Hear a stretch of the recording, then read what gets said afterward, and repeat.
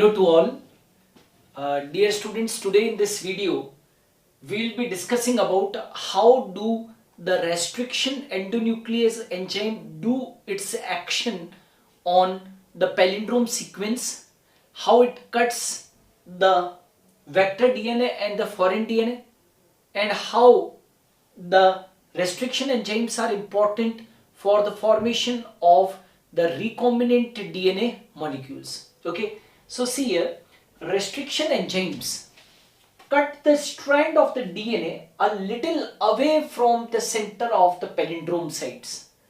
Means the restriction endonuclease enzymes are cutting the strands of the DNA not exactly from the center, but they are actually cutting the DNA strand a little away from the center of the palindrome sites, but between the same two bases on the opposite strands. But the condition is that it will cut the strands of the DNA between the same two bases on the opposite strands. Say for, if this is a palindrome sequence, say for GAATTC and CTTAAG, means now you can see on concentrating this palindrome sequence that the restriction enzyme cuts the strands of the DNA a little away from the center.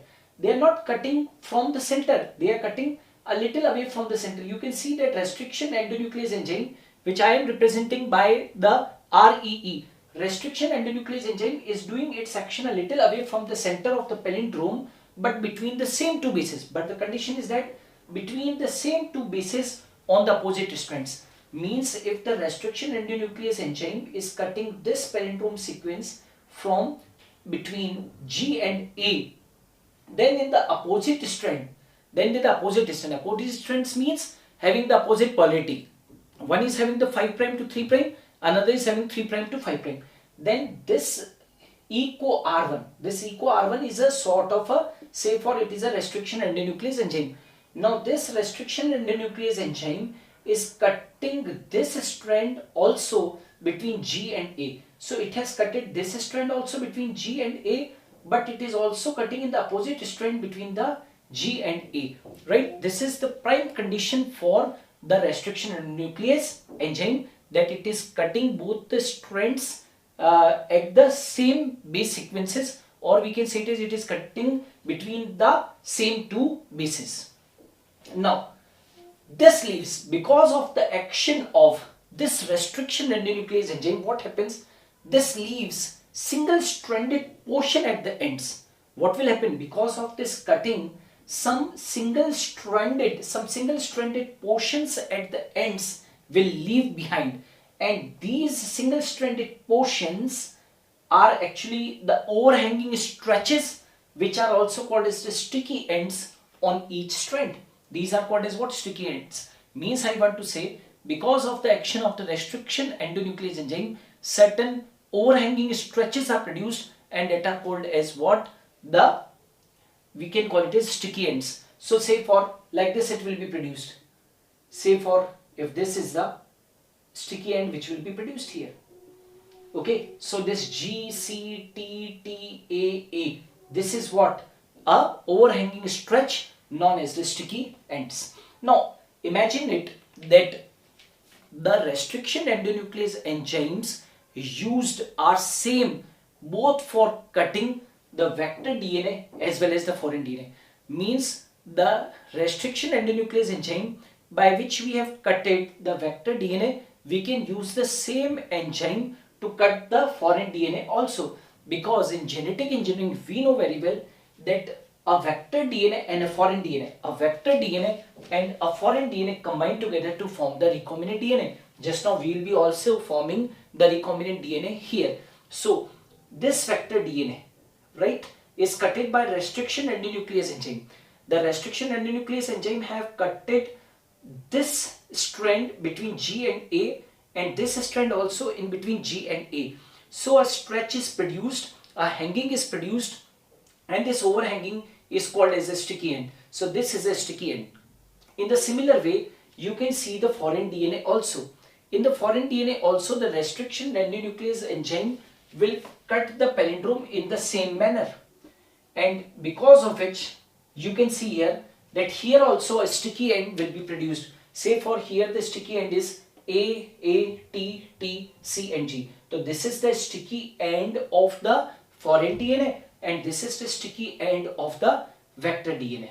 Okay, so now see here that these are named as, why these are called as sticky ends? So these are called as sticky ends because they form hydrogen bonds. Means when they will be combining with the help of the appropriate enzyme, then these overhanging stretches known as the sticky ends of the vector DNA and the foreign DNA will form hydrogen bonds with their complementary cut counterparts. So the complementary cut counterpart of this hanging is this one.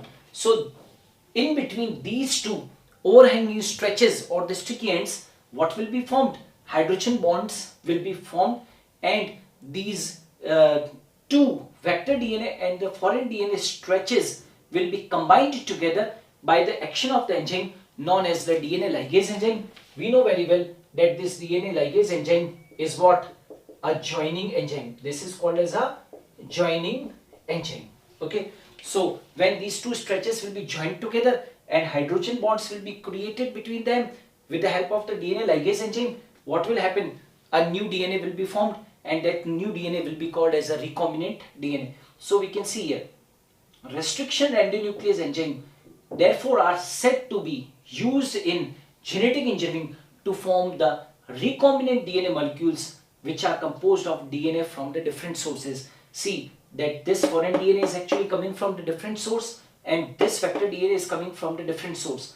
But when the action of the restriction endonuclease enzyme occur and the sticky end of this vector DNA and the sticky end of the foreign DNA, which is the counterpart of this, will combine together and will form hydrogen bond with the help of the DNA ligase enzyme, then because of the combining of this foreign DNA and the vector DNA, a new DNA will be formed and this new DNA will be called as recombinant DNA, which is the backbone of the genetic engineering. The main technique used in the genetic engineering is that we have to frame a new DNA known as the recombinant DNA. This is how the recombinant DNA is formed. So we can say that the action of the restriction endonuclease enzyme is helpful in the formation of the recombinant DNA molecule. I have written here EcoR1. What is this? This is a restriction endonuclease enzyme. It cuts the DNA between bases G and A. You can see here we have used here a restriction endonuclease enzyme known as EcoR1, which has cutted the DNA between the bases GA here also and here also. You can see both in foreign DNA as well as the vector DNA, it has cutted between the G and A when the sequence GAATTC is present in the DNA. Means I want to say that when the sequence in the DNA is GAATTC, then the restriction endonuclease enzyme EcoR1 will cut both the strands between G and A. Okay, so dear student, this is about the steps used in the formation of the recombinant DNA by the action of the restriction endonuclease enzyme, and like this recombinant DNA is produced. So like in this video we have talked some more points about the restriction endonuclease enzyme.